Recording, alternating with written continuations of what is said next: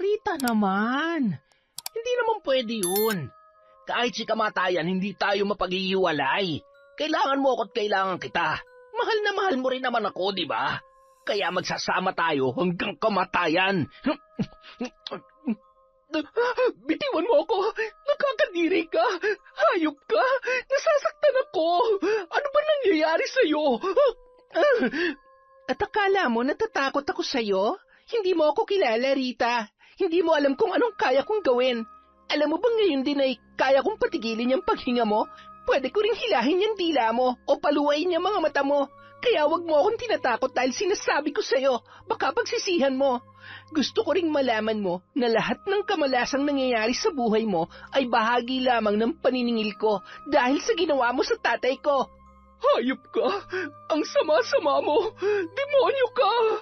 Sa dilim ng kagubatan, sa ilalim ng malamlam na buwan, sinusumpa kita, Rita. Ito na ang nakatakdang panahon ng nakamamatay na pagdurusa.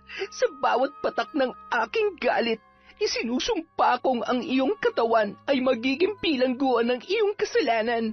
Ngayon, mararamdaman mo ang sumpang walang lunas hanggang sa ikaw ay maagnas. Ang iyong mga mata, luluwa mula sa iyong bungo. Ang iyong dila, huhugutin ang sarili mong mga kamay. At ang iyong leg, lalaslasin ang iyong sariling kuko. Lasapin mo ang sakit sa bawat kagat mo sa sarili mong laman. Maliligo ka sa sarili mong dugo hanggang sa tuluyan ka ng mamatay. Taon 2013, Iloilo. Isang hapon, sa sabungan na pagmamay-ari ng kilalang matandang mayaman na si Joaquin, nagkakagulo ang mga tao. May kanya-kanyang bitbit mula sa sabungan, mababakas sa muka ng mga nanalo sa pustahan ang kasiyahan at pagkadismaya naman sa hindi pinalad na manalo. Kung may mangilan-ngilang sabungero na umaalis na, ay may patuloy pa rin sa pagpusta para sa huling laban sa hapon na yon. Sinisiguro naman ng kaibigan ni Charlotte na si Uno na maayos ang pagkakalagay niya ng tari sa hawak niyang manok. Nang masigurong maayos na yon ay iniabot niya na sa sultador na si Mang Berting. Si Mang Berting ay ang ama ni Charlotte na isa namang Kristo. Suot nun ang maluwag na t-shirt at nakasombrerong kulay itim. Kung hindi lamang mahaba ang buhok ng dalaga ay mapagkakamalan yung lalaki dahil kung paano ito kumilos. Naaliw naman na nagmamasid si Joaquin sa dalagang anak ng kanyang kaibigan na si Mang Berto. Ang matandang lalaki na siya ring may-ari ng sabungan at sentensyador, nakapamewang sa kanyang pwesto at hinihintay ang huling sultada. Oh, huling pusta na to, 1,000. Sarado na ba? Wala na bang hahabol? Kasado na ang mga bossing? Mang Berto, ayos na ba yung pagkakatari ko? Oo naman, panalo na to. Tay, ayos na, bitaw na. Yan, ayos. Palaban talaga yung pula. Nang bitawan na ang dalawang manok ay nagsimula na ang sigaw ng mga sabungero para sa kani-kanilang pinustahan ng mga manok. Lakasan mong palo! Tugin mo na! Yan, sige pa! Woo! Tapos ang laban! Haha, panalo tayo, pre! Panalo! Lintik naman, oh! Mukhang tagilid ang manok ko. Malas ko ngayon. Sayang, mayayari na naman ako sa misis ko nito. Wala na! Bagsak ang puti! Panalo ang pula! Ayos lang yan, mga boss. Bawi na lang sa susunod na linggo. Napakabilis ng laban. Mukhang swerte lahat ng hinawakan kong manok ngayon, ah. May anting-anting ka yata, eh. Sandali lang, ha? Tay, ang laki ng pumasok na pusta kanina. Halos mabasag ng lalamunan ko kakasigaw. Oh, eto ang porsyento mo, Charlotte. O Uno, eto ang sayo. Uy, parang mas malaki pang kita mo sa akin, ah. Ilibre mo ako mamaya, ha? Oo ba? Ikaw pa ba? Malakas ka sa akin, tol. Nak, mauna ka nang umuwi, ha? Bilhan mo ng merienda ang lola mo at wag na wag ka madudulas na sinama na naman kita rito. Sigurado malilintikan na naman tayo. Sige po, tay. Wag ho kayo masyadong magpapagabi, ha? Uno, tara na. Uno, ikaw nang bahala dyan sa unika iha ko, ha? Ay, sige po, Mamberto. Siyempre naman. Ano kayang sasabihin ko kay Lola? Sigurado mag-uusisa na naman yon. Sa tingin mo makakalusot ka ngayon? Bahala na. Teka, libre mo naman ako ng palamig oh. Kanina pa ako nang uuhaw eh. At saka, bibili din pala ako ng merienda para kay Lola. Eh di lalo ka niya mabubuking na galing ka sa sabungan. Hindi naman siguro magsusumbong yung suman na galing tayo dito. Halos paubos na rin ang paninda ng mga nagtitinda ng sari-saring kakanin at maiinom dahil sa dami ng mga taong naroroon. May mangilan-ngilang napapakunot noo kapag nakikita ang dalagang Kristo. Pambihira tong si Berto. Tingnan mo nga yan, nag-iisa lang ang anak niya tapos itinulad pa sa kanya. Kaya nga tisay pa naman din pero kung kumilos at manamitay, talaga namang para nangang lalaki.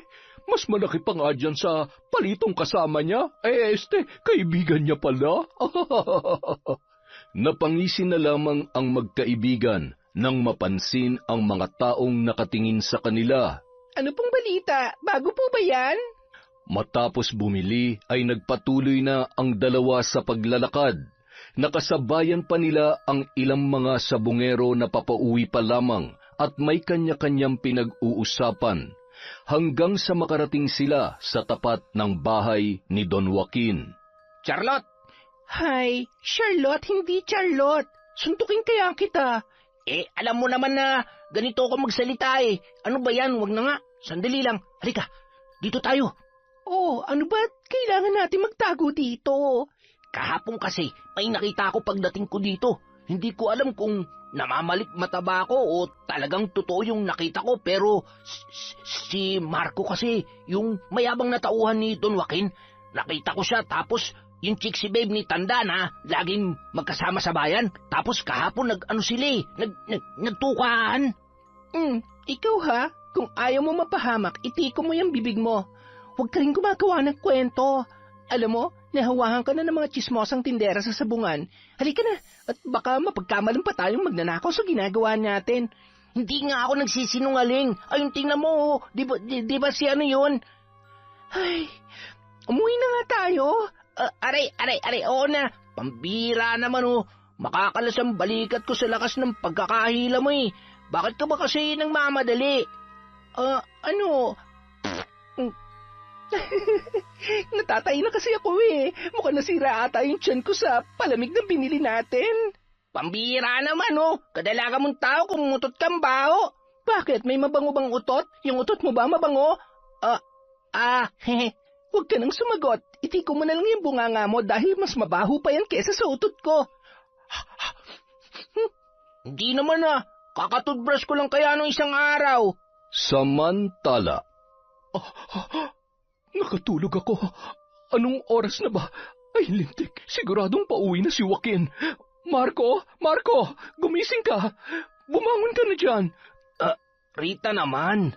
Pagkatapos mo akong pagurin, ngayon, ay... Kapag hindi ka bumangon dyan, malilintikan tayong dalawa. Magmadali ka na. Ano bang kinakatakot mo?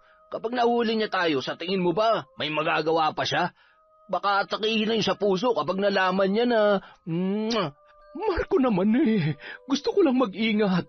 At saka, hindi natin alam kung anong kaya niyang gawin kapag nalaman niya ang tungkol sa atin. Ay, oo na. Pero, sa tingin ko, hindi pa naman darating yun, kaya... Halos mag-iisang taon na ring nagsasama si Rita at Joaquin. Pinapaniwala niya ang matanda na tapat at totoo ang pagmamahal at pag-aalagang ipinapakita niya rito. Lingid sa kaalaman ni Don Joaquin na ang isa sa kanyang pinagkakatiwalaang tauhan ay totoong karelasyon ng kanyang kinakasama. Matagal nilang pinagplanuhan yun. Bukod sa mayaman kasi si Don Joaquin ay wala rin yung asawa o anak man lamang na magmamana sa mga ari-arian nito. Samantala, lakad-takbo na ang ginawa ng magkaibigan para makarating sa bahay ni na Charlotte. Patay, mukhang nakakunot noon na si Lola Esther hindi na ako tutuloy Siguradong hinihintay na rin ako ni Lolo. Sige na, ako nang bahala sa lola kong... buti naman at naisipan mo pang umuwi. Saan ka nang galing, ha? Sumama ka na naman ba sa sabungan? Nasaan ang magaling mong ama? Anong oras na? Malapit na lumubog ang araw, tsaka mo pa lamang naisipang umuwi, ha? Oh, ayan kasi, inubutuloy kayo. Huwag na po kayong magalit. Bumili lang naman po ako ng merienda. Lola, tingnan niyo po ito, oh. Hindi po ba?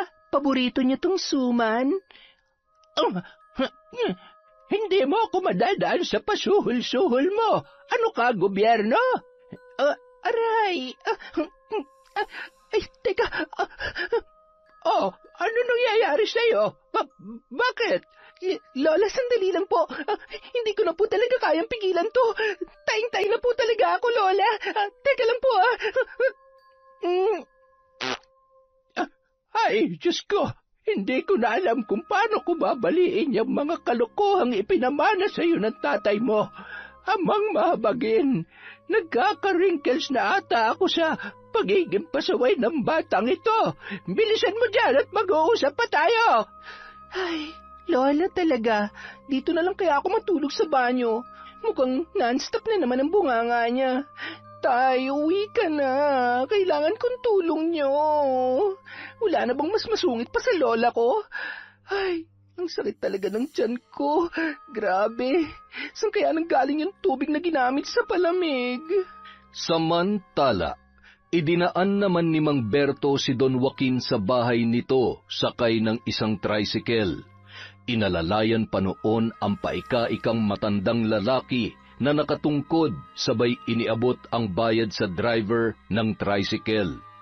Mula nang magbinata si Mang Berto ay talagang malapit na siya kay Don Joaquin.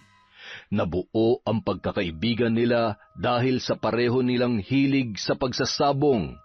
Siya rin ang katiwala sa sakahan at nyugan na pagmamay-ari ng matanda. Maging ang lupa na kinatatayuan ng kanilang bahay ay pagmamay-ari din ni Don Joaquin. Kaya ganoon na lamang ang pagmamalasakit niya para sa matanda. Tumuloy ka muna, Berto. Magkwentuhan muna tayo. Dito ka na lang maghapunan. Siguradong nagluto si Rita. Ay, buti na lamang naisipan ko pa mag-asawa dahil kung nagkataon ay walang mag-aalaga sa akin. Hindi naman ako may pagluluto ng mga alaga kong manok. Sa edad niyo pong yan, dapat lang talaga na may kasama at may nag-aalaga na sa inyo. Pero huwag naman sana yung iniiputan kayo sa ulo. Ay, kawawa matanda. Alam mo, Berto, maswerte ka dahil may anak ka. Siguradong may mag-aalaga sa iyo kapag mahina ka na rin katulad ko. Oo, tama ho kayo. Pero may mga pagkakataon ho na hinahanap-hanap ko pa rin ang pag-aalaga ng misis ko. Ay, ilang taon na rin ang nakalipas pero hindi po pala madali. Mula nang mawala siya, ewan ko ba, ang dami na nagbago lalo na sa anak naming si Charlotte. Ipinagbukas ni Mang Berto si Don Joaquin ng gate na naglikha naman ng malakas na ingay. Napabalikwas naman sa higaan si Marco at Rita nang marinig yun, na sinabayan pa ng malakas na kahol ng mga aso. Magbihis ka na, bilisan mo. Doon ka na sa kusina dumaan. Sabi ko naman kasi sa'yo, tumakbo ka na. Pwede ba huwag mo nga ako sinisisi? Bye! Mwah! Bukas ulit, ha? Oo na, sige na, umalis ka na. Bahagyang ipinuyod ni Rita ang kanyang buhok at nagmamadaling inayos ang higaan sa kanilang kwarto. Sweetheart, nandito na ako. Nandiyan na, sweetheart. Sandali lang. Maupo ka muna, Berto. Habang nakaupo sa sala ang dalawa, ay siya namang labas ni Rita mula sa kwarto. Sweetheart, kumusta? Napagod ka ba? May kasama ka pala. Sandali lang at magtitimpla lang ako ng maiinom ninyo. Bakit parang pawis na pawis at pagod na pagod ka yata? Naglinis kasi ako sa kwarto natin at saka ewan ko ba, maalinsangan ng panahon at pawisin naman talaga ako, hindi ba? Ay siya, huwag ka masyado nagpapakapagod. Bukas mo na ituloy ang paglilinis. Salamat, sweetheart. O siya, maiwan ko muna kayo. Napakunot noon naman si Mang Berto nang makita ang kakaibang ikinikilos ng babae. Halata kasing kinakabahan at may kung anong sinusulyapan yon sa may labas ng bintana na hindi naman niya makita mula sa kanyang kinauupuan. Habang nasa kusina si Rita at nagbibihis naman si Don Joaquin, nakaramdam ng alinsangan si Berto kaya tumungo muna siya sa may balkonahe. Napangisi siya nang makita ang lalaki na hindi pa tuluyang nakakalabas ng tarangkahan. Marco, nagmamadali ka yata. Saan ka pupunta? Ay, buisit. Kahit kailan, napaka-epal talaga ng hinayupak na to. Napadaan lang. Pupunta lang ako sa Manukan. Nandyan na ba si boss? Oo, kararating lang namin. Papunta ka pa lang sa Manukan, pero yung pawis mo, daig pang tandang na natalo sa sabong Baliktad pa nga yata yung damit mo Ang dami mo naman napapansin, Mang Berto. Nagmamadali kasi akong umalis sa bahay, kaya... Berto, halika na. Oh, Marco, nandito ka pala. Sisilipin ko lang ho yung Manukan natin, boss. Babalik na lang ho ako mamaya. Siya, sige. Salamat. Napakasipag din nitong si Marco. Halika na sa kusina, Berto, at doon tayo magkwentuhan habang nagluluto si Rita ng hapunan. Ngumiti sabay sumunod si Berto sa matanda na noon ay nagtataka pa rin sa ikinikilos ni Marco. Lalo lamang nadagdagan ang paghihinala niya na totoo nga ang naririnig niyang usap-usapan tungkol sa relasyon nito kay Rita. Dahil sa hindi matapos-tapos na kwento ng matandang lalaki ay inabot na ng gabi bago pa tuluyang nakapagpaalam si Mang Berto. Pag-uwi niya sa bahay, kasalukuyan namang nagluluto ng hapunan si Aling Esther. Hindi pa rin natatapos yon sa pagsasalita at pagpapangaral sa kanyang apo na si Charlotte na noon ay nakakailang balik na sa banyo. Ayan na nga kasi ang sinasabi ko. Kung pumirmi ka lamang dito sa bahay, hindi sana masisira yan tiyan mo. Oh, nandito ka na pala, Berto. Buti naman at naisipan mo pang umuwi. Tingnan mo yung anak mo. Namimilipit sa sakit ng tiyan. Hindi ba't binalaan na kita? Talaga namang hinayaan mo na maging Kristo ng sabungan ng anak mo. Kaya wala man lamang interes na bumalik pa sa pag-aaral dahil sa kalokohan mo. Nay, minsan lang naman yan. Parang hindi nyo naman kilala yung apo nyo. Ilang beses ko na rin kinumbinsi na bumalik sa pag-aaral yan, kaya lang ay ayaw niya talaga Huwag na lang natin pilitin. Masaya naman siya sa ginagawa niya. Masaya? Babae ang anak mo, hindi lalaki. Ay, kung nabubuhay lamang ang asawa mo, siguradong hindi papayag yun sa mga pinaggagawa ninyo. Ay, nako. Lola naman, ang sakit-sakit na nga ng tiyan ko, nagagalit ka pa. Alam ko naman pong babae ako, pero kaya ko naman pong makipagsabayan sa mga kayang gawin ng mga lalaki, lalo na ni tatay. Gusto ko maging katulad ni Don Joaquin. Balang araw, ako naman ang uupo doon sa may trono niya bilang isang mayaman na sentensyador. Aray ko, ayan na naman. At talagang nangangatwirang ka pa. Huwag kang iiyak-iyak dyan at pag-uuntugin ko kayong magtatay. Kung kinakailangan na ikulong kita dito sa bahay ay gagawin ko. At ikaw, Berto, kasalanan mo ito. Sinasabi ko sa'yo. Ay, nako. Nay, huwag na kayong magalit. Hayaan nyo't hindi ko na siya ulit isasama sa sabungan. Nak, ayos ka lang ba? Kaya pa? Opo, kaya ko pa naman. Hay, Lola, wag na kayong mag-alala. Sa susunod na pasukan, susubukan ko po ulit mag-aral. Ang layo naman po kasi. Ayaw ko pong malayo sa inyo ni tatay. Ay, mas mabuti pa maghanap na lang po ako ng maayos-ayos na trabaho at hindi ko na kailangan mag-aral pa. Ang hirap-hirap naman po kasi ang daming ginagawa at dagdag gastos pa. Hindi ko naman po maintindihan. Inaantok lang po ako at ayaw ko po talagang magsuot ng palda. Ay, at bakit?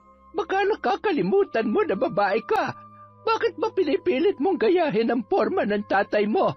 Ay, Sus Mariosep, Charlotte, kapag nakita pa kita nagsuot ng damit panlalaki, ay talaga namang pagtatatapon ko na yung mga yan. Hindi mo man lamang ginagamit ang mga binili kong bestida sa bayan. Hindi mo man lamang naman ang ganda kong magdala ng damit noong kabataan ko. Ay, tama na yan, Nay. Mukhang masarap yung niluto nyo, Nay, may tatanong po pala ako sa inyo. Hindi po ba't kasamahan nyo sa simbahan yung nanay ni Rita? Rita? Yung kinakasama ni Don Joaquin? Opo, siya nga po. Ba't kilala ko, ngunit hindi ako masyadong naglalalapit doon. Alam mo namang may taglay na kaanuhan si Chincha. Cynthia po, Nay. Taglay na ano po ba? May taglay na kakatihan sa katawan. Kaya ang hula ko'y tama ang chismis na ginagamit lamang niyang si Ritang yaman ni Don Joaquin. Ay nako, sinong maniniwala na sa dami ng mga naging karelasyon noon ay talaga namang magtsatsaga siya sa matanda?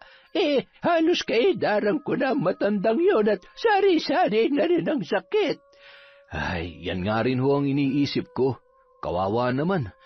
Ay, pero wala namang sikreto na hindi nabubunyag kaya siguradong malalaman niya rin ang katotohanan.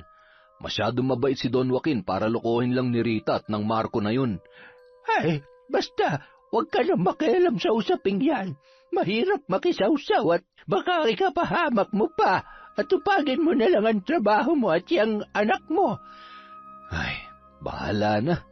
Sa kabilang banda, habang mahimbing na natutulog si Don Joaquin, sunod-sunod na mensahe naman ang natatanggap ni Rita mula sa kanyang ina. Katulad ng dati ay nanghihingi na naman yon ng sustento. Bagamat naturingang aktibo sa simbahan ay malakas yon kung magsugal at mismong sa bahay pa nila. Agad namang lumabas si Rita sa kwarto at tinawagan ang kanyang ina. Nay, bukas ho ay pupunta ako dyan.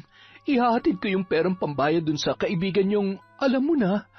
Ay, napapagod na ho ako sa pagiging alila ng matandang ito. Sabihin niyo dun sa kaibigan niyo na tuluyan na. Sa tagal niya nang may sakit ay hindi na magtataka ang mga taga rito kung mamamatay na siya. Hindi ko na kaya magtiis pa. Gusto ko nang mamuhay ng malaya. Nakakapagod mag-alaga ng matandang to at magpanggap na mahal ko siya. Ay, sige nanay, aagahan ko na lang pagpunta dyan. Magpapaalam ako kay Joaquin bukas. Magkano po palang kailangan ninyo? Opo, sige po nay. Bye. Matapos ang sandaling pakikipag-usap ay pumasok yun sa kwarto at agad na humiga sa katabi ng mahimbing na natutulog na matanda.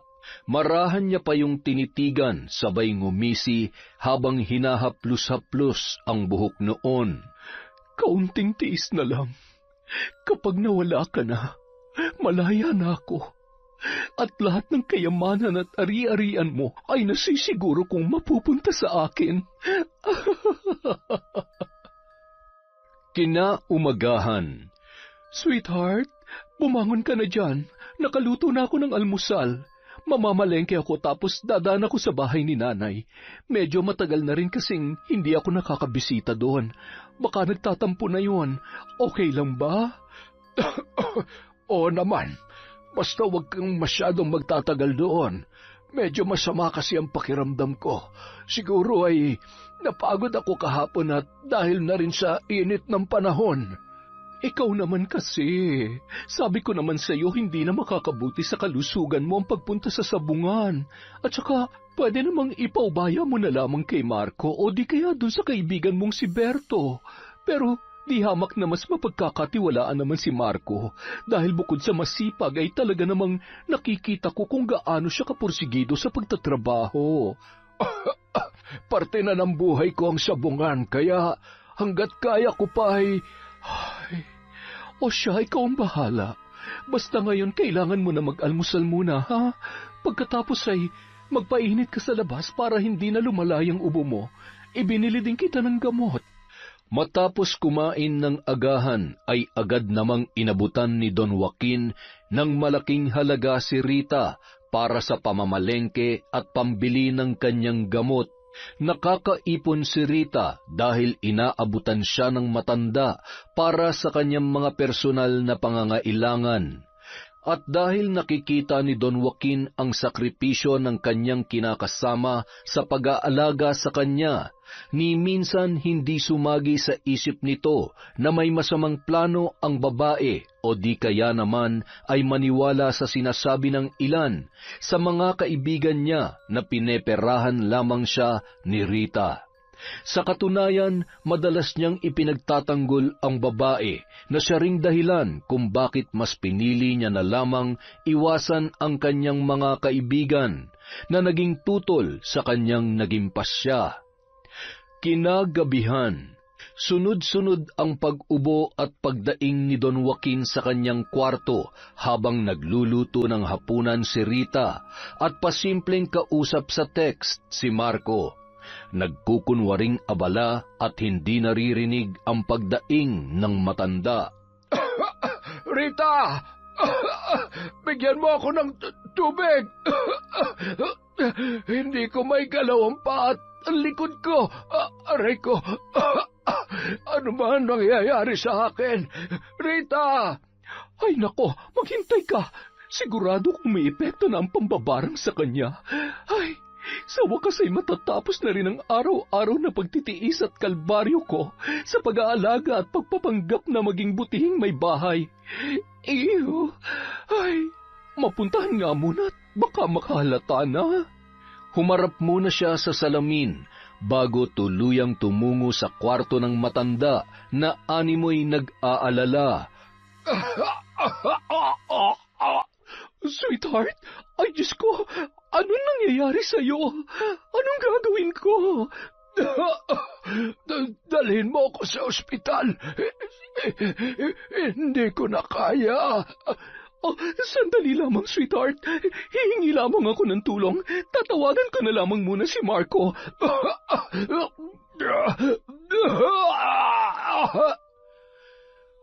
Hawak ni Joaquin ang naninikip na dibdib at itinuro niya ang kanyang cellphone na nakapatong sa tukador na animoy may gustong tawagan nung mga oras na yon. Hindi naman na pinansin pa ni Rita ang nais ipahiwatig ng matanda. Tumungo yun sa kusina at nagmamadaling tinawagan si Marco. Marco, pumunta ka dito, dali. Bilisan mo. Kailangan nating dalhin sa ospital si Tanda. Mamamatay na yata. Oh, bakit? Ano na naman ang ginawa mo? Nilason mo na ba? Baka naman nag-iinarte lang yan. Basta, pumunta ka na rito ngayon din. Ay, oo, sige na, pupunta na. Matapos makausap si Marco, nagmamadali yung bumalik sa kwarto para ihanda ang mga gamit na dadalhin nila sa ospital. Sandali lang, sweetheart, ha? Paparating na si Marco. Dadalhin ka namin sa ospital. Lakasan mo ang loob mo at huwag mo akong iiwan, ha? Huwag ka mag-alala. Gagaling ako at magsasama pa tayo ng matagal. Nang gabi ring yun, isinugod nila si Don Joaquin sa ospital. Pagdating sa naturang ospital ay bigla namang umayos ang pakiramdam ng matanda. Makalipas ang 3 araw ay pinalabas din yon ng doktor matapos lumabas ang maayos na resulta ng mga pagsusuri na isinagawa para sa kanya. Ngunit ilang oras lamang matapos makalabas kung ano-ano na naman ang idinadaing na sakit noon. Bigla na lamang namaga ang buong katawan at nagsisimula ng magkaroon ng malalaking pigsa sa iba't ibang parte ng katawan ng matandang lalaki. Nang malaman ni Berto ang tungkol sa kalagayan ni Don Joaquin, ay agad niya yung pinuntahan sa bahay nito. 6:00 ng umaga pa lamang kaya nagulat siya nang madatnan si Marco at si Rita sa balkonahe na wari masayang-masaya pang nagkakape at nagkukwentuhan. Magandang araw, Rita. Gusto ko sana makita at kumustahin ang kalagayan ni Don Joaquin. Tinawagan niya kasi ako kahapon at... Bakit? Marunong ka na rin ba manggamot ngayon, Mamberto? Pwede ba? Huwag kang sumasabat. Hindi naman ikaw ang kinakausap ko eh. Siya nagpapunta sa akin dito kaya wala kang karapatang questionin yun. Ikaw, hindi ba dapat nasa manukan ka na? Tuloy ka na sa loob, Mamberto. Nasa kwarto siya, natutulog pa rin yata. Pinapunta ko na si Marco dahil paliliguan namin siya mamaya. Hindi ko naman kasi siya kayang akayin na mag-isa papunta sa banyo. Medyo lumalala rin ang kondisyon niya. Anong sabi ng doktor? Ano raw ba talaga ang sakit niya? Ay, yan nga ang pinoproblema ko eh. Dahil hindi naman matukoy ng mga doktor ang sakit niya. Maayos naman ang resulta ng huli ko siyang pinatingnan. Hindi ko na nga alam ang gagawin eh. Awang-awa na ako kay Sweetheart. Parang tinudurog ang puso ko kapag nakikita ko siyang nahihirapan. Baka hindi naman talaga doktor ang kailangan niya. Minsan kasi may mga karamdaman na hindi maipaliwanag. Kung hindi masuri ng doktor ay siguradong may ibang malalim na dahilan. Baka, Ay, Mamberto, tinatakot mo lang lalo si Rita eh. Sige na, puntahan mo na at maya-maya ay paliliguan na namin siya. Marami pa akong trabaho na asikasuhin. huwag ka mag-alala, Marco. Sandali lang naman ako. Napakasipag mo naman talaga. Sa sobrang sipag mo, mukhang pati mga hindi dapat asikasuhin ay inaasikaso mo na. Nagkatinginan na lamang sina Rita at Marco dahil sa sinabing yon ni Mang Berto. Nakaramdam ng pamumula ng pisngi ang dalawa na animoy tinamaan sa ibig sabihin ng lalaki. Nagpatuloy sa paglakad papasok ng loob ng bahay at tumungo sa kwarto ng matanda. Hindi naman makapaniwala si Berto nang makita ang kalagayan ni Don Joaquin. Berto, salamat at dinalaw mo ako. Si Rita, nasaan siya? Don Joaquin, hindi po biro ang kalagayan niyo ngayon. Huwag niyo po sanang mamasamain pero sa tingin ko po ay kailangan niyong magpatingin sa albularyo. Ilang beses ko na rin sinabi yan kay Rita dahil pakiramdam ko ay pinaglalaruan ako ng kung anong masamang nilalang. Hindi na ako halos makatulog sa gabi sa sobrang sakit na nararamdaman ko at pakiramdam ko ay lalo ako nanghihina. Tingnan mo nga ang mga sugat ko. Pakiramdam ko unti-unti na akong nabubulok na parang bangkay. Tulungan mo ako, Berto. Gusto ko pang mabuhay. Huwag kayong mag-alala. Tutulungan ko po kayo. Aalamin natin kung sino may gawa nito sa inyo. Malakas ang hinala ko na binabarang kayo, Don Joaquin. Kaya mag-iingat kayo sa mga taong pinagkakatiwalaan nyo. Hindi lahat ng taong akala natin ay nagmamalasakit sa atin, totoo. Huwag kayong magpapatalo sa awa at pagmamahal mo sa mga taong nakapaligid sa inyo. Tumango na lamang ang matanda na animoy naiintindihan kung ano ang ibig sabihin ni Mang Berto. Dala ang isang damit na pagmamay-ari ng matanda. Isinilid yon ni Mang Berto sa likod na bahagi ng kanyang salawal upang hindi mapansin ni na Marco at Rita. Nang matapos ng magkausap ang dalawa ay agad na rin yung nagpaalam sa kanyang kaibigan. Nang makaalis si Mang Berto ay agad namang pinaliguan ni na Marco at Rita si Don Joaquin. Halos masuka ang dalawa sa lansa at labis na pandidiri sa nagnanaknak na mga sugat nito. Pagkatapos mabihisan ay nagmamadali namang nagpaalam si Marco na inihatid naman ni Rita sa pintuan. Pasimple pa nung hinagkan si Rita at niyakap ng mahigpit. Ilang araw na ring napapansin ni Don Joaquin ang mga kakaibang ikinikilos ni Rita at Marco. Gayon din ang mga tinginan nito. Bagay na ikinabahala ng matanda at nagpalakas ng kutob niya tungkol sa totoong motibo sa kanya ng kanyang kinakasama. Agad niyang tinawag si Rita na noon naman ay gulat na gulat at naitulak si Marco. Nagmamadali namang pumasok sa kwarto ang babae, bit-bit ang walis tambo. Sweetheart, may kailangan ka ba? Wala naman. Nakaalis na ba si Marco? Oo, kanina pa. Nagugutom ka ba? Ay, hindi pa naman. Umupo ka muna rito sa tabi ko. May sasabihin lamang ako sa'yo. Sige, ano yun? Rita, minahal mo ba talaga ako? Sweetheart naman, sa tingin mo ba sa loob ng ilang buwan na nating pagsasama ay hindi kita minahal? Kulang pa ba ang pag-aalaga ko sa iyo para pagdudahan ng pagmamahal ko? Kung mahal mo ako, handa ka bang pakasal sa akin sa kabila ng aking kalagayan? Ha? Sweetheart, sa ngayon ang isipin muna natin ay kung paano ka mapapagaling. Pero kung talagang gusto mo akong pakasalan, bakit naman hindi? Kung yan ang tanging paraan para mapatunayan ko sa iyo na mahal kita, sige, magpakasal tayo. Kapag pinakasalan mo ko, lahat-lahat na meron kay siguradong mapupunta na sa akin. Hindi na ako makapaghintay pa, mahal ko. Kapag nalaman ko na may kinalaman ka sa lahat na nangyayari sa akin, pagsisisihan mo ito. Pagbabayarin kita, Rita. Magbabayad ka. Kayo ng lalaki mo. Nang makarating si Mang Berto sa kanilang bahay, ay mababakas ang lungkot sa mukha nito. Tay, okay lang po ba kayo?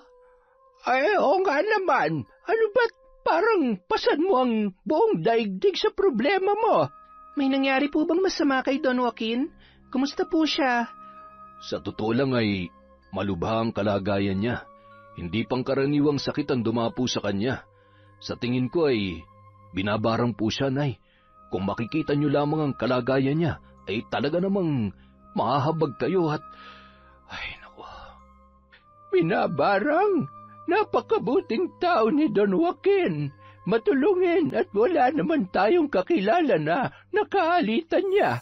Sino naman ang walang pusong gagawa noon sa kanya? Yun nga din po ang iniisip ko at gusto kong malaman. Kailangan natin malaman kung sino nagtatangka sa buhay niya. Nay, ano bang klaseng tingin yan? Umayos ka, Berto. Huwag mo sabihin na... Nay, sige na. Kung mapapagaling niyo siya, hindi lamang buhay niya may liligtas natin. Malakas kasi ang kutob ko na posible pong... Ay, huwag ka muna mambibintang. Kailangan muna natin makasiguro. Pero paano ko siya gagamutin? Kung totoo ang hinala mo na si Rita ang siya may kagagawan, hindi niya yun hahayaang maggamot ng kahit sinong albularyo. Kailangan nating makakuha ng... Ayan, Nanay. Sinabi ko rin kay Don Joaquin na tutulungan natin siya, kaya... O siya, sige na. Ako na ang bahala. Ikaw naman, Charlotte, samahan mo ko mamaya na manguha ng mga dahon na kakailanganin natin sa ritual. Sige po, Lola. Lola, turuan mo po kaya ako manggamot at mambarang para naman po kapag wala na kayo ay ako na manggagamot sa mga taga rito at saka para maturuan ko rin ang leksyon ng may masasamang loob katulad na lamang nung nambabarang kay Don Joaquin. Ayan, dumali ka na naman. Akala mo maganyan lamang kasimple ang gusto mo mangyari? Hindi madali ang pagiging albularyo at aralin ang aklat ng karunungan. Magbubukas ang iyong mga mata at isipan sa kasamaan at paggamit ng kapangyarihan. Kapag natutunan mo ito, marami itong kapalit, Apo. Maraming pwede mangyari na hindi mo inaasahan. Hanggang sa tuluyang ka na maging bihag ng hindi pangkaraniwang kapangyarihan. Isang malaking responsibilidad at sinusumpaan ang kaakibat ng bawat taong nagtatangan ng kakaibang kaalaman. Ay, kaya ko po yan, Lola. Isa pa, wala namang imposible kung gugustuhin ko. Alam niyo po, palagi ko ring napapaniginipan na magiging magaling daw akong albularyo at marami akong matutulungang tao. Tsaka, Lola? Lola, nasan na yun? Nilayasan ka na ng lola mo. Kinakausap mo kasi kung saan ka naman nakatingin. Ay, si Lola talaga. Ano tay, sa tingin mo, kaya ko rin yung mga ginagawa ni Lola, no? Oo naman, anak. Ikaw pa ba? Anak kita at alam ko kung gaano ka kahusay. At isa pa, hindi ka naman matitiis ng lola mo. Salamat, tay. The best ka talaga. Lahat para sa iyo, anak. Basta huwag kang mapapahamak. Kung saan ka masaya, susuportahan kita. Siya nga pala, huwag ka na munang sasama sa sabungan, ha? May punto naman ang lola mo. At saka, Pinag-uusapan na ako ng mga... Yung mga pangit na tindera sa sabungan, Tay. Narinig ko nga rin po yun. Huwag kayong mag-alala, patutunayan ko sa kanila na nagkamali sila ng iniisip tungkol sa akin.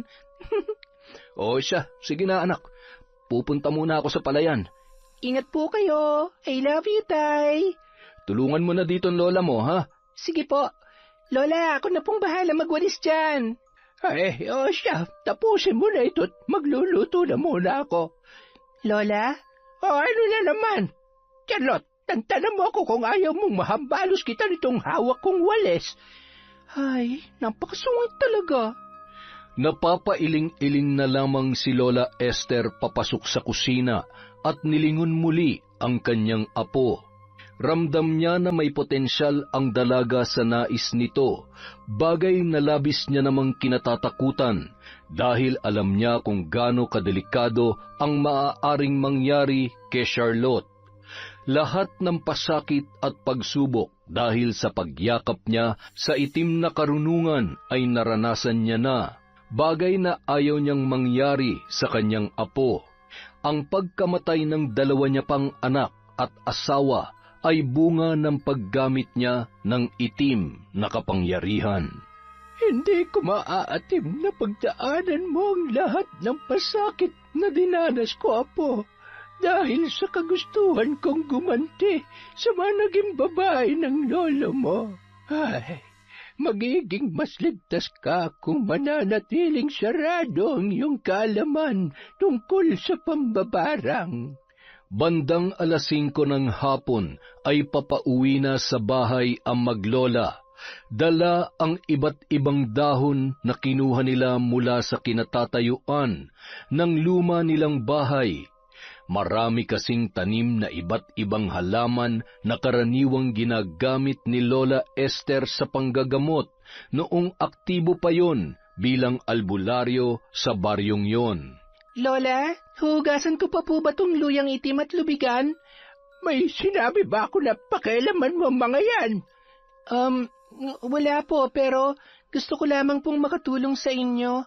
Tsaka, pwede po ba akong manood habang... Hindi! Pumunta ka muna doon sa kaibigan mong si Uno. Babalik ka lamang kapag sinundo na kita. Naiintindihan mo? Kapag ako natutong mambarang, kayong una kong paparangin eh. May sinasabi ka ba? Wala po. Ang daya niyo naman, Lola eh. Dapat nga, wag mo nga akong pinangungunahan, Charlotte. Alam ko kung ano nararapat sa'yo. Maiintindihan mo rin ako pagdating ng tamang panahon. Kaya wag ka nang magpumilit sa mga bagay na hindi po pwede. Hindi lang naman pwede kasi ayaw niyo. Isa pa, Charlotte. Paduduguin ko talaga yung uso mo.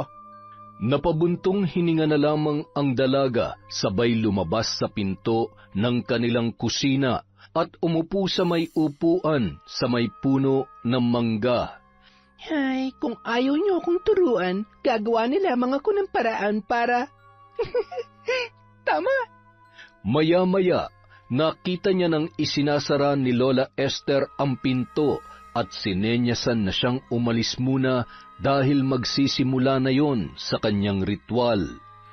Matapos kumuha ng tuyong bunot ng nyog at nilagyan yon ng ilang pirasong uling, sabay sinindihan yon at nilagay ang dinikdik na itim na luya, tagpipitong dahon ng madre de cacao at atis. Nagpakulo din yon ng tubig at nilagyan ng dahon ng pandan at anonas. Babanlawan niya roon ang damit ng matanda matapos niyang isagawa ang kanyang ritual. Agad niyang tinungo ang kanyang kwarto at kinuha ang kanyang libreto. Pinagpag niya pa yon sabay binuksan ang isang kwadradong kahon na naglalaman ng mga gamit niya sa panggagamot at ang isa namang sisidlan na kulay itim ay naglalaman ng mga kagamitan sa pambabarang. Ibinuka niya sabay inilapag sa sahig ang kulay puting damit ni Don Joaquin na may mga bahid pa ng dugo at nana. Sinindihan ng matandang babae ang 3 puting kandila na ginagamit niya kapag nanggagamot. Marahan niyang binasa ang mga nakasulat na salita sa isang pahina ng libretong noon, ay hawak niya Pagkatapos ay nag-usal yon ng paulit-ulit na salita habang nakapikit ang kanyang mga mata at nakatapat sa isang palangganang may tubig ang kanyang mga kamay. Sa hangin dumaan, sa tubig lumitaw, sa apoy ipakita at sa lupa'y maghayag. Sa tulong ng aking kapangyarihan, nais kong malaman, ihayag mo sa pamamagitan ng tubig na ito ang katotohanan sa kung sino man na nagbabanta sa buhay ni Joaquin. Bigyan mo rin siya ng sapat na lakas upang labanan ang sumpa na nagpapahina at posibleng maging sanhi ng kanyang katapusan.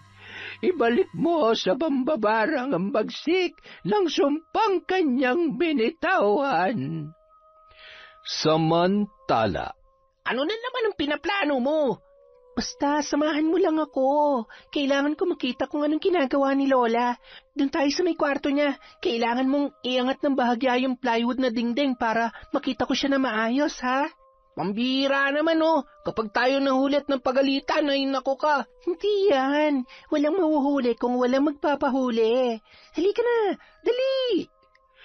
dahan-dahang naglakad ang magkaibigan at sinunod naman ni Uno ang utos sa kanya ni Charlotte. Buong pwersang iniangat ni Uno ang may kalumaan ng plywood na dingding. Doon ay nakasilip naman si Charlotte.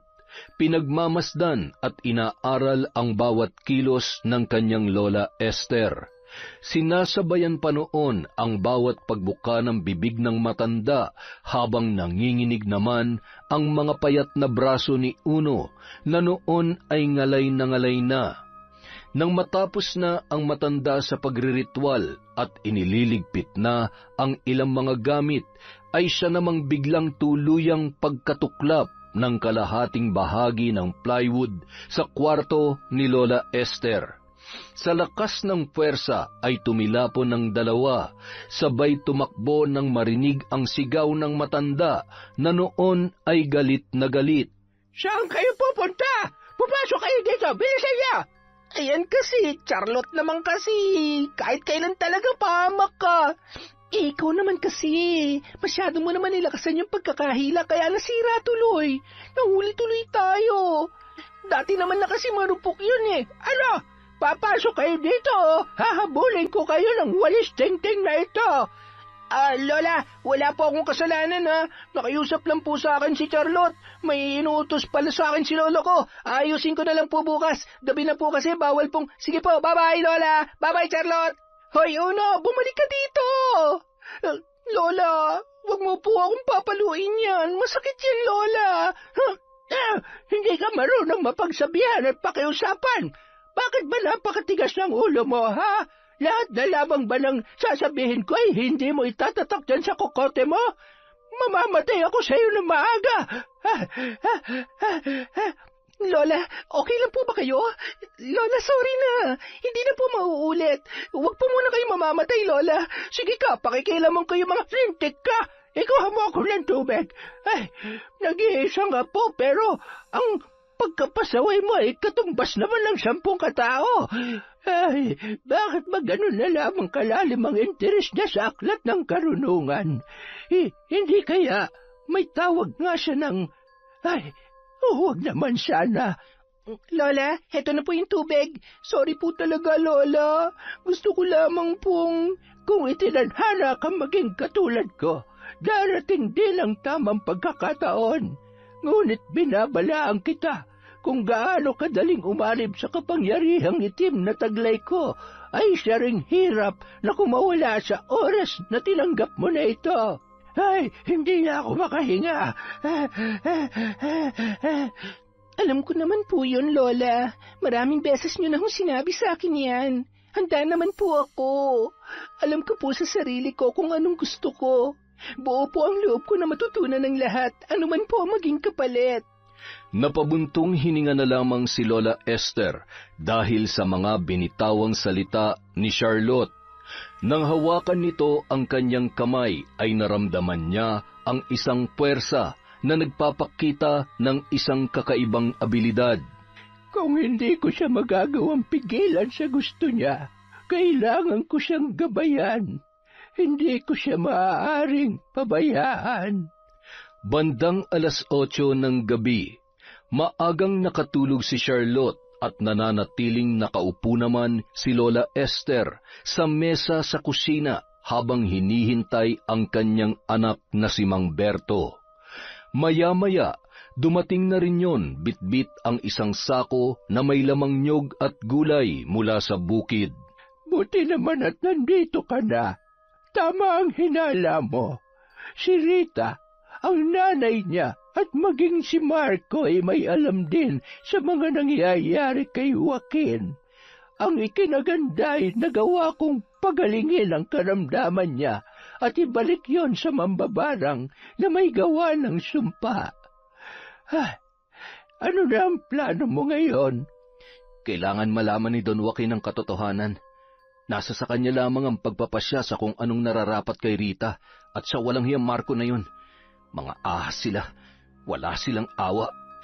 Kinabukasan, maagang pinuntahan ni Mang Berto kasama ang anak na si Charlotte, ang matanda. Maganda na ang pakiramdam noon at bigla na lamang nawala ang mga sugat niya sa katawan. Nang marinig ni Don Joaquin ang sinabi ni Mang Berto tungkol kay Rita, ay hindi naman na yon nagtaka. Isang malaking pagkakamali na nag-alaga ako ng ahas. Ngunit ang hindi niya alam, ako naman ay ulupong. Gagapang siyang muli palabas sa bahay na ito. Mga hayop, mga taksil. Anong nangyayari dito? Anong ginawa niya sa sweetheart ko? Bakit siya nagagalit? Ay, wag ka nga. Wala kaming ginagawa ni tatay. Baka ikaw. Hala ka, umamin ka na kasi... Ano bang pinagsasasabi mo? Babaeng amoy suka? Hoy, ganito lang ako manamit pero hindi hamak na mas maganda at mabango ko sa'yo. Ikaw na umalingaso ang buong pagkatao sa kasamaan. Akma sanang sasampalin ni Rita si Charlotte nang biglang bumangon si Don Joaquin at kinaladkad si Rita palabas ng bahay. Lumayas ka rito at wag ka nang babalik pa. Alam ko na ang kahayupan at kataksilang ginagawa mo sa akin. Pasalamat ka't may natitira pa akong awa sa'yo dahil kung hindi baka napatay na kita. Bitiwan niyo siya. Ano ba nangyayari? At paanong magaling na kayo? Nasaan yung mga... Hindi ka makapaniwala na sa isang iglap ay magaling na ako, no? Hindi pa hihintulutan ng Diyos na magtagumpay ang mga demonyong katulad ninyo. Pagkatapos ng lahat ng kabutihan ko sa inyo, nagawa niyo pa akong pagtaksilan. Mga hayop! Wag na kayong aapak pang muli sa lupain ko kung ayaw niyong pasabugin ko yung bungo niyo. Magsama kayo, mga taksil! Sweetheart, maawa ka. Wala akong ginagawang masama. Nagsisinungaling lang sila para magkasira tayo. Mga hayop kayo, may araw din kayo sa akin. Joaquin! Rita, halika na! Bitiwan mo ako. Ano ba? Joaquin, nakikiusap ako. Makinig ka naman sa akin. Joaquin! Wala nang nagawa pa si Rita, lalo na nang makita niya ang galit sa mga mata ng matanda. Kaya labagman sa kanyang kalooban ay umiiyak at nakatulalang naglakad na lamang yon pauwi sa bahay ng kanyang ina kasama ni Marco na noon ay nagngingit-ngit pa rin sa galit. Alam mo, kasalanan to ng hayop na Berto na yun eh. Masyadong pakialamero. Hindi na ba siya nakontento sa ari-arian ng matanda na pinapakinabangan niya at pati yung diskarte natin pinakikialaman niya pa? Sinira nilang buhay natin. Kailangan nating gumanti. Hindi ako papayag na mauwi sa wala lahat ng sakripisyo ko. Alam mo kung wala lang naman si Mamberto, wala tayong magiging problema eh. Kapag nagkasakit siya ulit, ako pa rin ang kakailanganin niya. Anong gusto mong gawin ko? Anong pa nga ba? Patayin mo si Mamberto, pati yung anak niyang pakialamera. Lahat ng tao na humadlang sa atin, lahat sila'y dapat mamatay. Seryoso ka ba? Tarantado naman ako, Rita. Alam ko yun, pero hindi ko naman kayang pumatay ng tao. Kung ganun ayaw mo? Hindi mo kaya? pwede naman natin silang ipabarang. Yung isang banatan lang tapos dedo na agad, di ba? Hindi nga pwede. Nakita mo naman, di ba? Nagawa nilang pagalingin si Tanda. Magsasayang lang tayo ng pera at panahon. Pero ikaw rin, kapag hindi mo ginawa ang gusto ko, bahala ka. Magtatrabaho na ako sa malayo at kahit kailan, hindi na ako magpapakita sa'yo. Iiwanan na talaga kita. Rita naman, alam mo namang ikaw ang buhay ko. Sige na, gagawin ko ng gusto mo. Sa ngayon ay maghahanap muna ako ng tamang pagkakataon. Makalipas ang 1 buwan, naging mas abala si Mang Berto dahil siya na rin ang nag-aasikaso sa manukan ni Don Joaquin. Naghahanap siya ng ibang tauhan na mapagkakatiwalaan sa sakahan at nyugan na pagmamay-ari din ng matanda. Bumalik na rin ang sigla ni Don Joaquin, kaya madalas ay sinasamahan pa siya noon sa pagpapatuka ng kanyang mga manok. Isang hapon, bandang 5:00 ay nagpaalam na si Don Joaquin na uuwi na sa bahay, habang tinatapos ni Mang Berto ang pagwawalis sa malawak na kulungan ng mga manok. O siya, mauna na ako sa bahay. Dumaan ka muna doon bago ka umuwi at iaabot ko ang sahod mo. Sige ho. Dahan-dahan lang ho sa paglalakad at huwag ka mag-alala. Mas malakas at matibay na ang tuhod ko ngayon dahil sa nilagang halamang gamot na galing sa Nanay Esther mo. Baka po pala dumaan si Nanay at Charlotte. Pakisabi na lang po na nandito pa ako. Siya nga pala, Don Joaquin, gusto kong magpasalamat sa lahat ng kabutihan at tulong niyo sa akin. Walang anuman. Niligtas mo ang buhay ko, Berto. Kaya dapat ay ako pa magpasalamat sa iyo. Hindi ka lamang naging mabuting kaibigan. Salamat sa mabuting serbisyo at sa lahat ng mga naitulong mo sa akin para mapangalagaan ang mga ari-arian ko. Ay siya, sige na at hindi ko na kayang pigilin itong pananakit ng tiyan ko. Kailangan ko na magbawas. Makalipas ang ilang sandali, bigla na lamang may nagsalita sa likod ni Mang Berto. Kumusta ka na, Mang Berto? Ayos ba? Haya-hay ang buhay mo ngayon Daig mo pang tagapagmana ng ari-arian ni Tanda. Malas lang dahil... Anong gagawin mo sa akin? Bitiwan mo yan. Maawa ka. Wala akong kasalanan sa'yo.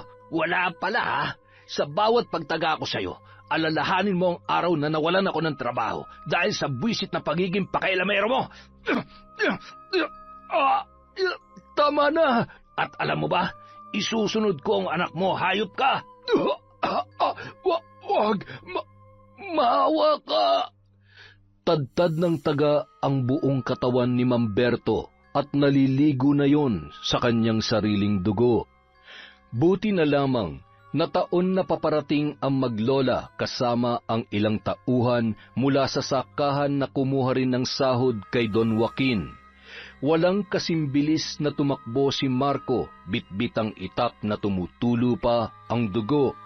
Nang matanawan yon ni Charlotte ay napalundag yon at tumakbo papunta sa kanyang ama na ngayon ay nakahandusay na sa lupa. Nawalan ng malay si Lola Esther sa labis na takot na agad namang inalalayan ng kanilang mga kasama.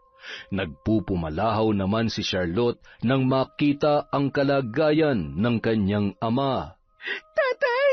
Tatay ko! Huwag mo akong iiwan, tatay! Hayop siya! Igaganti kita! Isinusumpa ko! Pagsisisihan niya ang ginawa niya sa inyo! Tulong! Tulungan niyo po kami! Makalipas ang 1 buwan.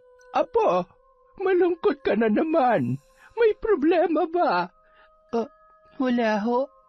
Pinag-iisipan ko lang po kung anong dapat kong gawin sa Rita at sa Marco na yon. Apo, pasasaan ba't mahanap din sila ng kapulisan? Mabibigyan din ng hustisya nangyari sa tatay mo. Charlotte, sino kausap mo? Ay, nagsasalita ka na naman mag-isa. Huwag ka nga maingay. Kausap ko si Lola. Ha? Si Lola Esther? Charlotte naman. Huwag ka namang nananakot ng ganyan. Seryoso ba? Hanggang ngayon ba ay umuwi ka na? Ayaw ni Lola na maingay. Sisimulan na namin ang ritual. May paghihiganti na naming si tatay. Charlotte, sandali. Shh! Huwag kang makulit. Sige na, umuwi ka na. Bukas samahan mo ako sa gubat. Samahan mo ako. Ipapakita ko sa'yo kung paano ko tatapusin ang Marco na yon. Ay, naku po, Diyos ko. Ano ba nangyayari sa kanya? Nababaliw na ba siya? Ay, kinikilabutan tuloy ako. Hindi kaya pinakailaman niya yung mga gamit ni Lola Esther kaya siya nagkakaganyan? Pagsapit ng 6:00 ng gabi. Lola, panuorin niyo ako. Sabihin niyo lamang po kung tama ba ang ginagawa ko. Sabi ko naman sa inyo, di ba? Magiging makapangyarihan at mahusay na mambabarang ako. Sa pagkakataong to, wala silang takas sa paniningil ko sa kanilang kasalanan. Magpatayan kayo! Magpatayan kayo at mabulok sa impyerno! Samantala, Ano? Ganito na lamang ba talaga tayo?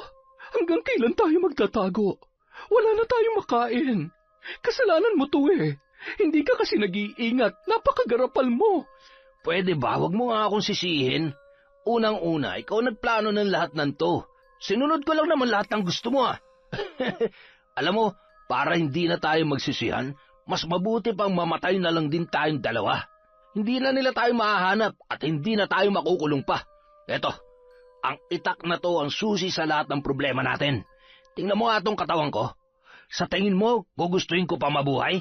Daig ko pa nagnas na patay. Pinagpipiestahan ng langaw. Nababaliw ka na ba? Ayaw ko pa mamatay. Kung gusto mong mamatay, magpakamatay ka mag-isa mo. Total hirap na hirap ka naman na dyan sa sarili mo. Wala ka talagang silbi kahit kailan. Magpakamatay ka na. Akala mo pipigilan kita? Asa ka? Rita naman, hindi naman pwede yun. Kahit si kamatayan, hindi tayo mapaghihiwalay. Kailangan mo ako at kailangan kita. Mahal na mahal mo rin naman ako, di ba? Kaya magsasama tayo hanggang kamatayan. Bitiwan mo nga ako. Nakakadiri ka. Hayop ka. Nasasaktan ako. Ano ba nangyayari sa'yo? matapos itulak ni Rita si Marco at mabitawan ang hawak noong matalim na bagay ay nagmamadali namang dinampot yon ni Rita. Sige, subukan mo lumapit. Hindi ako magdadalawang isip na tagain ka. Tatagain mo ako? Talaga ba, Rita? Sige, subukan mo. Subukan mo. Sorry. Marco, patawarin mo ako. Ayoko na. Pagod na ako. Nay! Halos mawala na sa katinuan ang babae. Nanginginig ang kamay at maraming bahid ng dugo na tumakbo at naghanap ng tricycle na masasakyan pauwi sa kanilang bahay. 10:00 ng gabi, tahimik na ang mga kabahayan. Papasok pa lamang noon si Aling Cynthia mula sa sugalan. Nagulat na lamang siya nang biglang may yumapos sa kanyang likuran. Nay! Oh, anong ginagawa mo rito? Umalis ka na ngayon din. Idadamay mo pa talaga ako sa kalokohan mo? Ayaw ko makulong. Isa pa, wala akong anak na kriminal. Umalis ka na! Pero, Nay, wala na akong mapupuntahan. Nay, parang awa niyo na. Nang mawalan ng malay ay wala nang nagawa pa si Aling Cynthia, kundi ang tulungan ang kanyang anak. May ilang mga residente ang nakasaksi at agad namang ipinaalam sa pulisya ng barangay ang nangyari, dahilan para tuluyan ng maikulong si Rita. Halos hindi makalabas ng bahay si Aling Cynthia dala ng kahihiyan. Grabe, no? Naturingan na alagad ng simbahan pero may anak na demonyo? Isang kriminal at manang-mana sa kalandian ng kanyang ina? Ay nako, alam mo, hindi mauuwi sa ganyan si Rita kung hindi rin dahil sa pagiging ambisyosa ng ina. Kawawa naman, mabubulok na sa kulungan yun. Siya rin palang pumatay dun sa kasintahan niyang sinto-sinto at tumaga kay Berto. Karma na nila yun. Buti nga sa kanila. Siya nga pala, Mare. Balita ko, bagong sahod ka sa co-op. Baka naman pwedeng makahiram kahit 500. Pahiram? 500 lang? Hindi mo ba nabalitaan? Pwede rin kasuhan ang mga nakakalimot na magbayad ng utang. Magkano nga ulit yung hihiramin mo? Mare? Wag na lang. Mabilis ko lang naman kitain yan sa pambabarang. Sige na't mukhang ginaganahan na akong magritual. Mare, hoy, sandali lang. Heto na, pahihiramin na kita. Gusto mo 1,000? Kinaumagahan, agad na tumungo sa kulungang pamprobinsyal si Charlotte kung saan ikinulong si Rita matapos tuluyang umamin sa kanyang mga naging kasalanan. Bagay na bagay ka rito, pero kung ako masusunod, mas nababagay ka sa loob ng nag-aapoy na rehas. Hayop ka! Anong pinaplano mo, ha? Tutal, nandito na rin naman ako. Hindi na ako magdadalawang isip na patayin ka. At akala mo natatakot ako sa'yo? Hindi mo ako kilala, Rita. Hindi mo alam kung anong kaya kong gawin. Alam mo bang ngayon din ay kaya kong patigilin yung paghinga mo? Pwede ko ring hilahin yung dila mo o paluwain yung mga mata mo. Kaya wag mo akong tinatakot dahil sinasabi ko sa'yo, baka pagsisihan mo. Gusto ko ring malaman mo na lahat ng kamalasan nangyayari sa buhay mo ay bahagi lamang ng paniningil ko dahil sa ginawa niyo sa tatay ko at dahil sa pagkamatay ni Lola. Lahat na lang ba isisisi mo sa akin? Anong klaseng nilalang ka? Anong ginawa mo? Alam mo kung anong ibig kong sabihin at gusto ko lang din malaman mo na hindi pa ako tapos sa paniningil ko. Gusto kong iparamdam sa'yo kung gaano kasakit ang dinulot mo sa buhay ko. Paalam, Rita. Magdasal-dasal ka na, baka sakaling maisalba mo pa ang sarili mo. O pwede namang wag na, dahil marami ng masasama sa mundo. Malaking kabawasan kung mawawala ka. Hayop ka! Ang sama-sama mo! Demonyo ka! Parang ikaw din naman. Bye! Baka may gusto kang ihabilin sa pinakamamahal mong ina. Paano ba yan? Mukhang hindi na kayo magkikita pa. Ako na lang ang saktan mo. Huwag mo nang idamay ang nanay ko. Charlotte! Charlotte! Nang sumunod na araw, umagang-umaga, bitbit ni Charlotte ang isang kumpol ng bulaklak na kulay puti at kandila. Tao po! Tao po! Ay, walang tao. Sige na nga, iiwanan ko na lang to dito. Maya-maya, mula sa di kalayuan, nakatanaw si Charlotte habang pinapanood ang noon ay takot na si Aling Cynthia na dinadampot ang bulaklak at kandila. Natanawan pa siya noon sabay kinawayan at ngumisi ang dalaga. Bigla na lamang yung bumulong sa hangin at kasabay noon ay ang biglaang paninikip ng dibdib ng babae. Napahawak pa yon sa pinto hanggang sa tuluyan ng natumba at nalagutan ng hininga. Kahit na magwala ka pa sa galit, wala ka nang magagawa pa. Ngayon mararamdaman mo na ang sakit na nararamdaman ko sa pagkamatay ni Lola. Kinagabihan, nakarating na rin kay Rita ang malungkot na balita. Nay, patawarin niyo ako. Kasalanan kong lahat ng ito. Kung may babalik ko lang ang oras at panahon, sana... aray! Bakit parang... nahihirapan akong huminga?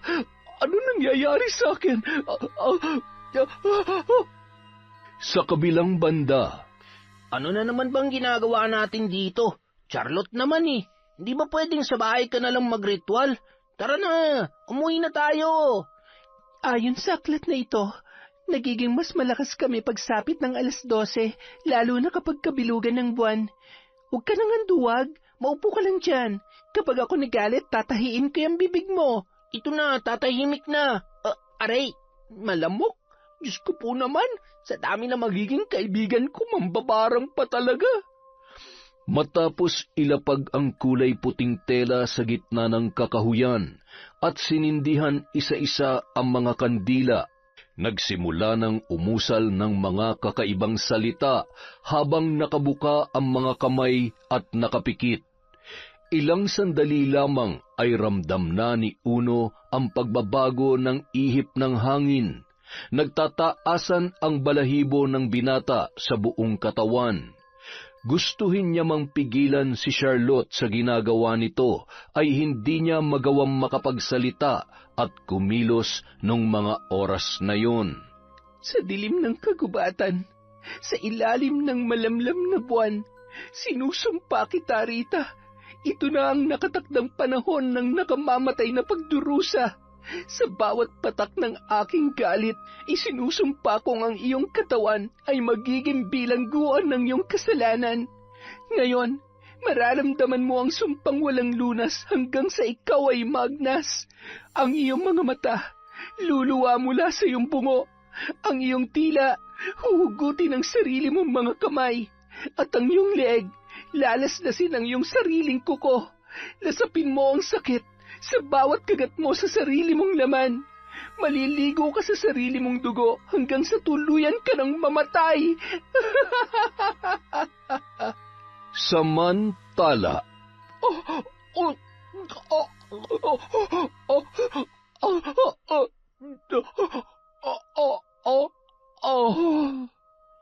Grabe! Anak ng putya naman! Mukhang may tama nga sa utak ang babaeng yan para gawin niya yan sa sarili niya. Ay nako, patay na yata. Kadiri! Hoy! Tingnan niyo nga to! hindi makapaniwala ang mga kasamahan sa selda na wala man lamang nagawa para pigilan si Rita sa pagpatay sa kanyang sarili. Nung mga oras na yon ay isa-isa na ring pinatay ni Charlotte ang mga kandila at niligpit ang kanyang mga gamit sabay isinilid sa isang kahon. Anong nang gagawin mo dyan? Kailangan ko na tong ibaon. Tapos na, Uno. Nagawa ko na ang mission ko. Alam ko na nabahira na ng kasama ng kamay ko at ang buong pagkatao ko, ngunit hindi ko pinagsisisihan ang lahat ng ginawa ko. Susubukan kong gamitin sa tama ang kaalaman ko. Iluwaman ako ng langit pagdating ng araw. Gusto ko na kapag nawala ako sa mundong ito ay maaalala ko ng mga tao na mabuti ang aking ginawa. Ano mang kasalanan na nagawa mo, mapapatawad ka pa rin ng Diyos. Basta handa ka magbalik loob sa Kanya. Gaano ka man naging masama, kapag lumapit ka sa Kanya, yayakapin ka pa rin niya. Charlotte, sabi ni Don Joaquin, gumaganda na ang lagay ng tatay mo. Naniniwala ako na magkakasama pa kayo ng matagal. Sana nga, Uno. Miss na miss ko na si tatay. Siguradong malulungkot siya kapag nalaman niya na wala na si Lola. Sana magising na siya. Pagod na ako mag-isa, Uno. Masaya naman kami dati, pero hanggang ngayon, hindi ko pa rin maintindihan kung bakit kailangan mangyari ang lahat. Sa kagustuhan namin tulungan si Don Joaquin, si tatay naman ang napahamak. Walang mali sa ginawa ng tatay mo. Natural, magkaibigan sila, kaya magdadamayan sila. Ang may kasalanan ay yung mga taong may masasamang loob, katulad ni Rita at ni Marco. Mawala silang awa at lalong wala silang puso. O bakit? Huwag mo sabihin na nagsisisi ka na sa... Hindi naaalala ko lang si Lola. Pakiramdam ko kasi nawala siya nang wala man lamang akong pabaon na masayang alaala. Puros kaya sakit ng ulong ibinibigay ko sa kanya. Lahat na lang ng ayaw niya ginagawa ko. Masama ba ako nga po? Hindi alam ko naman na kahit pasaway ka, mahal na mahal mo siya eh. Pero alam mo, kung talagang gusto mo pa siyang mapasaya, pwede mo pa namang gawin yung mga bagay na gusto niya kahit wala na siya. Salamat, Uno. Buti na lang may kaibigan ako na tulad mo. Pasensya ka na, ha? Alam ko na... Huwag ka mag-alala, kahit anong mangyari, nandito lang ako. Magkaibigan tayo, at masaya ako na maging parte ng mga kalokohan mo, at pati na rin kung paano mo lalampasan ang mga problema mo. Aray! Ay, tara na nga, umuwi na tayo. Sandali lang, may sasabihin ako sa'yo. Ha? Charlotte, wag mo naman akong tinititigan ng ganyan. Wag mo akong hahalikan. Hindi ako nag-toothbrush kanina. At saka, tanga, bakit naman kita hahalikan? Sira ka talaga.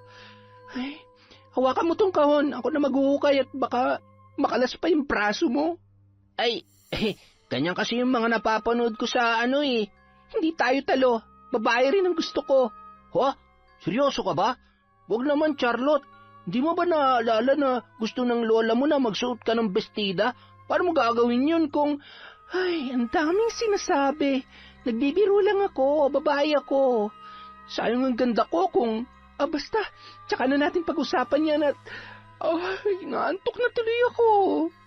Matapos maibaon ang gamit sa pambabarang at ang aklat ng karunungan, ay agad na ring naglakad pabalik ang magkaibigan pauwi sa kanilang bahay. Kinabukasan, maagang nagising si Charlotte. Nakatingin sa bubong ng kanilang bahay at inaalala ang mga panahon na buhay pa ang kanyang lola. Kasama niya rin ang kanyang tatay Berto. Hindi niya maiwasang maluha dahil sa labis na kalungkutan. Hindi niya rin alam kung kailan niya makakasamang muli ang kanyang ama na nasa Maynila. Doon yon ipinagagamot ng kaibigan nitong si Don Joaquin dahil sa kinailangan niyong ilipat sa Maynila upang masiguro na maisasalba pa ang buhay noon. Naghihintay lamang sila ng tawag mula kay Don Joaquin tungkol sa kalagayan ng kanyang ama. Diyos ko, alam ko pong makasalanan ako at wala akong karapatang humiling ng kahit ano. Pero sana, makasama ko pa po si tatay. Sana makabalik pa siya ng buhay. Maya-maya, napabalikwas siya nang marinig ang ingay mula sa labas ng kanilang bahay. Marahan niyang pinakikinggan ang mga pamilyar na boses. Dali-dalin tumakbo palabas ang dalaga. Don Joaquin, nakabalik na po kayo. Nasaan po si tatay? Pasensya na, Iha. Ano kasi, Hindi. Huwag niyo sabihin patay na ang tatay ko. Hindi maaari. Hindi totoo yan. Kailangan ko si tatay. Kailangan ko siya. Iha, hindi pa patay ang tatay mo. Kaya ako nandito para sunduin kita dahil gusto kong doon na kayo tumira sa bahay ko. Doon ay may nurse na mag-aasikaso sa kanya. Magaling na siya pero kailangan pa rin ng sapat na medical na atensyon. Sa dami ng operasyon na pinagdaanan niya ay hindi na manunumbalik sa normal ang buhay niya. Pero sa ngayon, makakausap mo na uli siya katulad nun dati. Salamat po sa tulong ninyo. Hindi na po ako makapaghintay pa na makita at makausap ang tatay ko. Salamat po. Utang ko sa tatay mo ang buhay ko. Sa inyo, kaya walang katumbas na kabayaran ang kabutihan niyo. Nakakalungkot lamang dahil nadamay pa siya, pati na rin ang lola mo. Huwag ka mag-alala. Ipinapangako ko na gagawin kong lahat upang maibigay ko sa iyo ang buhay na pinapangarap ng tatay mo para sa iyo, Iha. Pati na rin ang kaibigan mong si Uno. Wala naman akong mga anak at pamilya, kaya maghahanap na lamang ako ng may mabubuting puso na karapat dapat tulungan. Nabalitaan niyo na po ba nangyari kina Rita at Marco? Oo, Iha. Ni katiting na away, wala akong naramdaman. Maaaring yun lamang ang tanging paraan para pagbayaran nila ang mga kasalanan nila. Mga wala silang puso, kaya dapat lamang na... Ako po may kagagawan ng lahat ng yon. Ano? Paanong... Si Lola Esther po ang dahilan kung bakit kayo gumaling. May kakayahan siyang manggamot at may kakayahan din po siyang mambarang. Maraming beses ko po siyang pinilit na turuan ako, pero paulit-ulit po siyang tumatanggi dahil ayaw niya pumapahamak ako. Nung namatay siya nung araw na nasa ospital din po si Papa, sa sobrang galit ko nakipag-anip ako sa itim na kapangyarihan. Inaral ko mag-isa ang aklat ng karunungan hanggang sa tuluyan ko yung natutunan. Pinatay ko po sila. Pinagbayad ko sila sa mga kasalanan nila. Ay, Diyos ko, huwag mong sabihin na hanggang sa ngayon ay... Matapos kong gawin ang huling ritual para kay Rita, ibinaon ko na po ang aklat ng karunungan. Gusto ko pa rin mamuhay ng normal, alang-alang po sa kahilingan ni Lola. Ay, mabuti na lamang at hindi ka napahamak. Ginabayan po ako ni Lola. Hindi niya po ako pinabayaan ng mga panahon na mag-isa lamang ako at kailangan ko ng tulong niya. Oy siya, dalhin mo ng ilan sa mga gamit mo at hinihintay ka na ng tatay mo. Don Joaquin! Charlotte, tara na! Abay, napakabilis mo naman. Bakit may dala ka rin mga damit? Sigurado ka bang hindi mo tinakasan ng lolo mo? Nagpaalam ka ba? Oo naman. Sabi nga ni Lolo, wag na raw po akong babalik at masyado raw ho akong... Ay, baka po kapag sinabi ko ay hindi nyo na ako tanggapin sa bahay nyo. Pambihira kang bata ka, oo. Huwag ka mag-alala. Hindi problema ang pagkain. Sisiguruhin ko na mamumroblema ka kung paano mo uubusin ang mga pagkain. Hindi kung ano ang kakainin mo. Talaga ho? Salamat po, Don Joaquin. Pagsisilbihan ko po kayo sa abot ng aking makakaya. Basta... Habang naghihintay ang dalawa kay Charlotte, ay siya namang pagdating ng isang matandang lalaki. Uno! Sandali lang. Bakit nawala sa lalagyan ko yung brief ko, ha? Dinala mo ba? Akin na, at ako'y dadalo sa sayawan mamaya. Lolo naman, pahiram muna. Ay, hindi po pwede. Akin na, bilis. Uno, ibigay mo na't ibibili na lamang kita. Pare, mukhang magkasukat tayo. Hayaan mo't padadalhan kita ng marami at mukhang... Maswerte ito, pare. Kaya kahit butas na, hindi ko pa pwedeng tuluyang ipamana kay Uno. Tara na ho. Ha? Ikaw ba yan, Charlotte? Babae ka na nga, Kailan pa? Gusto ko lang sorpresahin si tatay. Lolo, mamimiss niyo ho si Uno at syempre pati ako. Hindi naman siguro. Ako'y rinding-rindi na sa pagiging pasaway niyan. Sa pagiging pasaway ninyo. Siya, mag-iingat kayo at ako'y mananahipan ng... Bandang 11:00 na ng tanghali nang sila ay makarating sa bahay ni Don Joaquin. Patakbong pumasok si Charlotte at nagngingilid ang luha na niyakap ang kanyang ama na noon ay nakaupo sa wheelchair. Tatay, sobrang namiss ko po kayo. Mahal na mahal ko kayo, tatay. Ang lola mo, kumusta siya? Bakit hindi mo siya kasama? Tatay, wala na po si Lola. Iniwan niya na tayo. Namatay siya nung araw na walang awa kayong pinagtataga ng Marco na yon. Sabay kayong dinala sa ospital, pero hindi niya na po kinaya, tay. Wala na po si Lola. Wala na siya. Huwag niyo po akong iiwan, tay. Ayaw ko na po ulit mapag-isa. Patawad, anak ko. Alam ko na hindi naging madali sa'yo. Pangako, nandito na ulit si tatay. Magkakasama pa tayo ng matagal. Mahal na mahal kita, anak. Ay, teka, ikaw nga ba si Charlotte? Ikaw nga bang anak ko? Bakit? Humberto, mukhang babae na po yung anak ninyo ngayon. Pwede po bang ligawan? Aba, kung kaya mo ay bakit hindi? Kung mahal mo pang buhay mo, huwag na lang. Hindi mo ako kaya, Uno. Kaya mula ngayon, hanggang tumanda tayo, tropa tayo. Tropa lang, ha? Sabi ko nga, huwag ka nga makulit. Mula sa araw na ito, kakalimutan na natin ang malungkot na nakaraan. Halina kayo sa kusina at nagpahanda ako ng pagkain. Kailangan nating ipagdiwang ang espesyal na araw na ito para sa mas masaya at mas mapayapang pagsasama bilang isang pamilya. Maraming salamat po, Don Joaquin. Habang buhay ko pong ipagpapasalamat sa inyo na ibinalik niyo sa akin ng buhay ang tatay ko. Huwag po kayong mag-alala. Mula sa araw na ito, dalawa na po kayong aalagaan at mamahalin ko bilang tatay. Tara na, Uno. Tulungan mo akong alagaan sila, ha? Oo naman, pero sa ngayon, pwede bang kumain muna tayo? Gutom na talaga ako, Uy, ang daming pagkain, parang pesta. Yon!